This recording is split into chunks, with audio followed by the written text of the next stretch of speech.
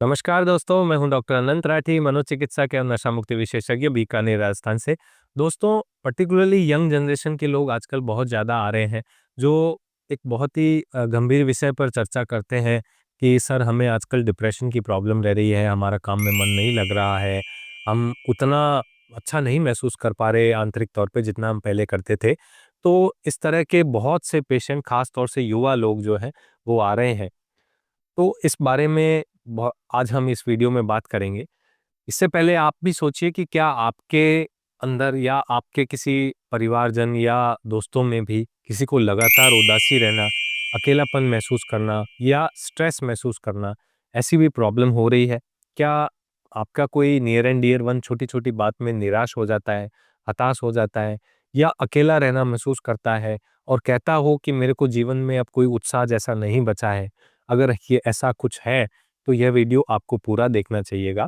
आज हम बात करेंगे और जानेंगे कि डिप्रेशन क्या है, इसके क्या कारण हैं, इसके क्या लक्षण होते हैं, हम इसको कैसे पहचानें और इससे अगले वीडियो में बात करेंगे कि डिप्रेशन से बाहर निकलने के लिए हम क्या उपाय कर सकते हैं। तो दोस्तों, आजकल डिप्रेशन जो है वो केवल एक बीमारी नहीं बल्कि एक सामाजिक समस्या बन चुका है, विशेष रूप से युवा वर्ग पर। वो इससे बहुत ज़्यादा प्रभावित हो रहे हैं। ये हम बात करते हैं, पता लगाते हैं कि इसके पीछे क्या कारण है कि ये एक यंग जनरेशन को, यंग पॉपुलेशन को अपनी चपेट के अंदर ले रहा है। दोस्तों, यंग पॉपुलेशन सबसे ज़्यादा सोशल मीडिया का यूज़ करती है। इंस्टाग्राम, फेसबुक या अदर जो सोशल मीडिया प्लेटफ़ॉर्म्स हैं, जहाँ पर लोग दूसरों की परफेक्ट लाइफ़ देख कर के खुद को इंफीरियर या कमतर महसूस करने लगते हैं कि उसकी लाइफ़ कितनी अच्छी है। सपोज़ उसका बच्चे ने अवार्ड जीता, वो खुद इतना अच्छा परफ़ॉर्म कर रहा है ऑफ़िस के अंदर, उसको बहुत एप्रिसिएशन मिला, प्रमोशन मिला, वो लोग घूमने गए, उसकी वाइफ़ भी बहुत मतलब सपोर्टिव है या जॉब करती है, तो उसकी लाइफ़ में बहुत अच्छा है, मेरी लाइफ़ में तो कुछ भी अच्छा नहीं है। तो ये एक जो सोशल मीडिया का यूज़ है, ये लोगों के सेलेक्टिव जो पॉज़िटिव्स हैं या जो खुशी के पल हैं, वो ही दिखा रहा है, नेगेटिव्स को नहीं दिखा रहा है और इस वजह से उस व्यक्ति को लगता है कि सारा नेगेटिव मेरे पास ही रह गया है, बाकी सब ज़िंदगी में बहुत खुश हैं। तो इस तरीके से उन्हें ये एक डिप्रेशन की प्रॉब्लम अत्यधिक सोशल मीडिया का यूज़ करने से हो रही है। इसके अलावा जो एक प्रॉब्लम है, वो एक बहुत ज़्यादा कॉम्पिटिटिव एनवायरनमेंट का होना।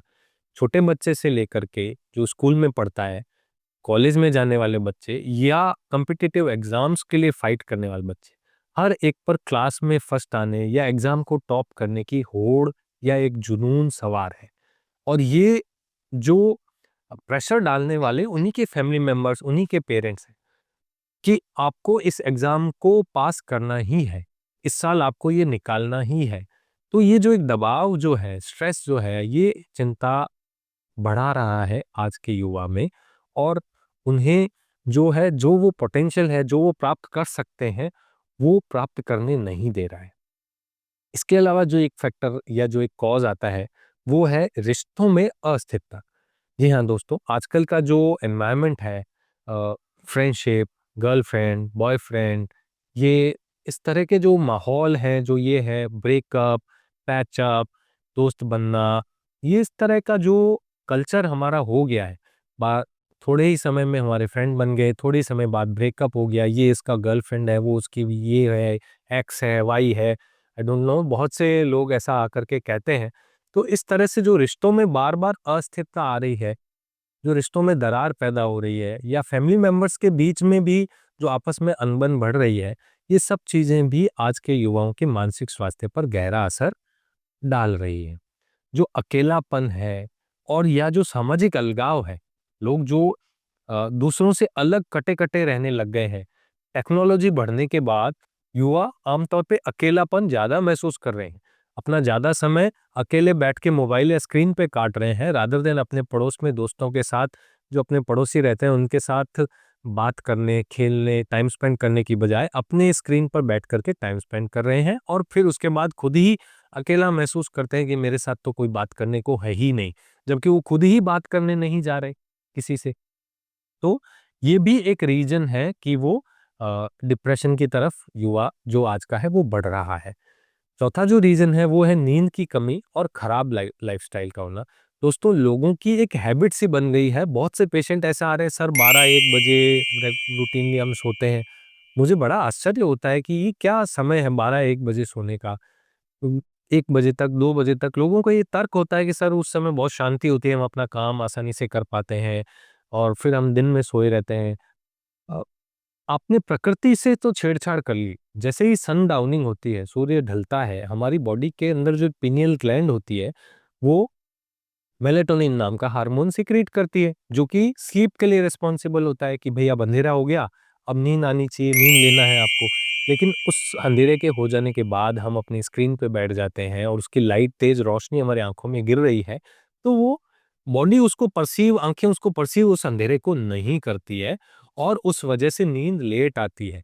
तो रात को पर्टिकुलरली स्क्रीन का यूज़ करने से नींद और ज़्यादा लेट हो जाती है। लेट सोते हैं, तो फिर लेट उठते हैं और सुबह की नींद उतनी अच्छी होती नहीं है। सुबह की जो भी नींद होती है लेट, वो आरईएम फेज़ स्लीप ज़्यादा होती है, उसमें सपने बहुत आते हैं या घर के अदर फैमिली मेंबर्स उठ गए, उनकी बातों की आवाज़ या बर्तन की आवाज़ या किसी के आने-जाने की आवाज़ से बार-बार नींद टूटती हुई रहती है।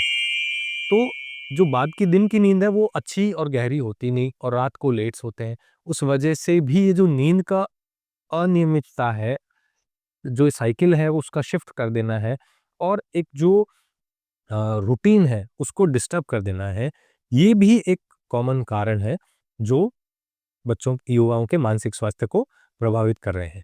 तो दोस्तों अगर आपके साथ भी लगातार ये चीज़ें बनी रह रही है जिसके बारे में मैंने आपसे अभी बात की, तो ये लेटर ऑन कहीं न कहीं हो सकता है कि आपके लिए डिप्रेशन का कारण बन जाए।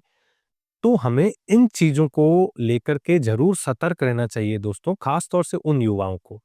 अगर आप में या आपके आसपास आपके जानकार कोई ऐसा युवा है, जिनको भी इस तरह की प्रॉब्लम्स है, जैसे हमने इस वीडियो में बात की, तो इस वीडियो को उनके साथ ज़रूर शेयर कीजिएगा, मेरे चैनल को सब्सक्राइब कीजिएगा। अगले वीडियो में हम बात करेंगे कि कैसे हम पहचानें कि डिप्रेशन में कोई है और किस तरीके से उसका हम इलाज कर सकते हैं। जय हिंद, जय भारत।